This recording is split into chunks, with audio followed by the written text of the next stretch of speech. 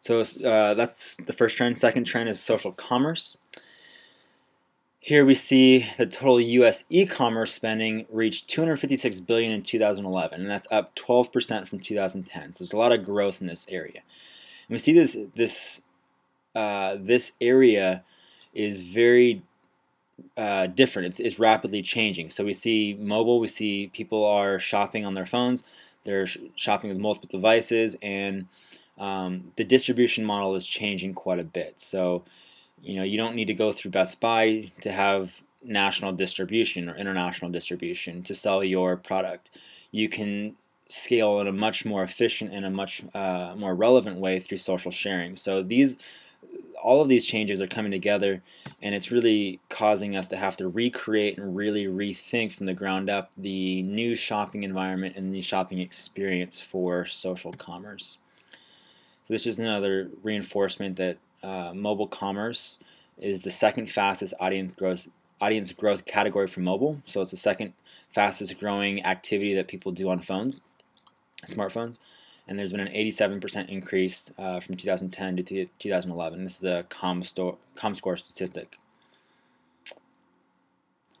And the alternative group is similar to ComScore. They do a lot of research, and they came up with a definition for social commerce. And they say the use of social strategies to anticipate, personalize, and energize the shopping experience is the definition of social commerce. So here we see a traditional e-commerce purchase path, where you see in the far left, the home page of the website. This is for North Face. It's an outdoor clothing company.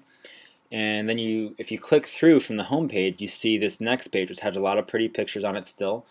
So we see a lot of time and effort put into these first two pages. They have high quality photos. They have, they've gone out and they've taken photo shoots with characters out on mountains, and they've put a lot of time into there. And then usually this is to inspire and then to help refine what people are looking for. And then once we drill a step deeper to the third photo, we see that there aren't any actors in it. There aren't any inspirational photos. This is more actual refinement and figuring out what you want to buy, and it's more production. So they need to turn these photos out quite a bit and change them out. And then the final photo is where you actually are buying. This is where you make the purchase. And this is the page that gets neglected the most, but this is the page that also gets socially shared. So all of the social buttons, whether you like it or plus one it or pin it or whatever, are on this page. And if you think about, if someone does tweet this page out, anyone that clicks on that link are not going to go through the home page and then the second page of pretty pictures. They get down to it to get re-inspired and to make this purchase. They're going to go straight to this boring page, the page without a character, without a mountain photo, and without any of that stuff. And it's missing an opportunity to really capitalize on that social sharing, which is the new distribution model of the future and of actually the present. It's been this way for a while now. And so I think we really need to polish these final pages, and that does require more production time, more production work, but doing it in an efficient way is going to be important to be able to capitalize on that social sharing. Another kind of pairing onto that is to make product names more enticing to capitalize on when they're shared. So this is an example. If you clicked on to tweet this jacket, this is what it says: Men's Summit Jacket with a link. And why not say something like, I'm ready to scale Mount Everest with this new North Face gear, or something that's going to be actually enticing to click on, from a user's perspective. Another thing that we can really, I think we're missing an opportunity on, is to shift from a static product page to a social dynamic one, showing the product uses, customer reviews, what else it can be used with, and re-inspiring the consumer. So, this is a GoPro camera. It's used for a lot of extreme sports, jumping out of planes and surfing and scuba diving and all that.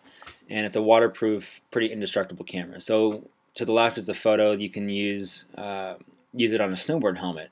Or what if you are a surfer and you can join a group of people that also have these cameras and all together go on a surfing trip or connect with the community to be able to share your photos and explain how you got that photo, or where you took it. Were you in the Bahamas, or were you over in Costa Rica on a surf trip or something, or to just and then to share those photos and to re-inspire what other users are using their product for, how they're using it, how they got their shots, and then to really mine your users or your customers for new ideas, new product ideas. What else can you do with it? Or what else do you want to see in terms of add-ons or features or new developments or whatever it might be. So this is what I think that the future of a shopping cart, that final page, can look like. That boring jacket turns into something that is tying back into an ongoing relationship with the company, and it's providing a much better overall experience for the customer. So there are 4 categories of social commerce that I'll point out, and this comes from research from the Altimeter group. They've kind of broken these categories out and shown that this is what companies at large are doing. So the first is Let's Be Social. This is a pretty basic brand advocacy. You have like buttons and social sharing things on your site and on your page. There's basic features, but it's pretty step 1. A lot of people just stop there.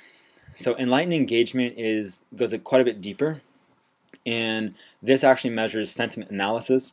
So say you can measure that someone tweeted that page out, but maybe it wasn't a good thing. Maybe they thought, oh, the colors are ugly, or I can't believe someone would actually buy this, or whatever it might be. You can measure the sentiment to see whether people are saying positive or negative things, for example. Sharing expert insight. So say someone, there's an expert that is writing about your product, or there's people that are reviewing your product, or things like that. This actually amplifies their voice. So you're finding these people, you have a relationship with them, that's part of step 1, and you're aware of them, and this actually uses your brand's clout and voice to draw attention to what these experts and other people are saying positively about your brand.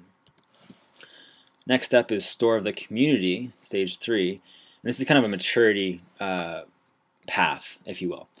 This is actually where community starts driving the assortments. They start to determine what you're carrying to some degree, and the shelf personalizes based on who is viewing it.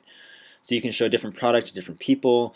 You can stock one type of thing more than others, or you can hear your community requesting for certain things to be offered that aren't currently offered, things like that. That's the store of the community. Frictionless commerce really capitalizes on that multi-device environment. So you have a frictionless shopping experience when you move from PC to tablet to mobile, and it keeps track of gaming loyalty programs. You're able to connect with other like-minded shoppers. That's that piece with GoPro where you're able to connect with the community, maybe even go on a trip and have a real-life experience with these people. The frictionless commerce environment automates mobile checkouts. It has geolocation within the store to improve relevancy. You can integrate social into the physical store. So if you walk into a physical store, you can actually connect that experience with your social presence. And then having corporate responsibility at the shelf, ensuring that there's a lot of relevancy with the corporate responsibility that your company has. And I got a lot of inspiration and some ideas and some research from a lot of these people on here. I want to make sure I give them credit for the stuff that they're doing. And if you have any questions, please let me know on any of the social channels, or you can go ahead and give me a call or email me if you would like as well. And my Twitter handle there is mrobertsonline. You can find my blog at allegoredesign.com or find me on LinkedIn. And all my other social channels you can find on my blog. So hope that was helpful. Again, my name is Mike Roberts. I would look forward to interacting with you, and look forward to 2013. Let me know what you think about this.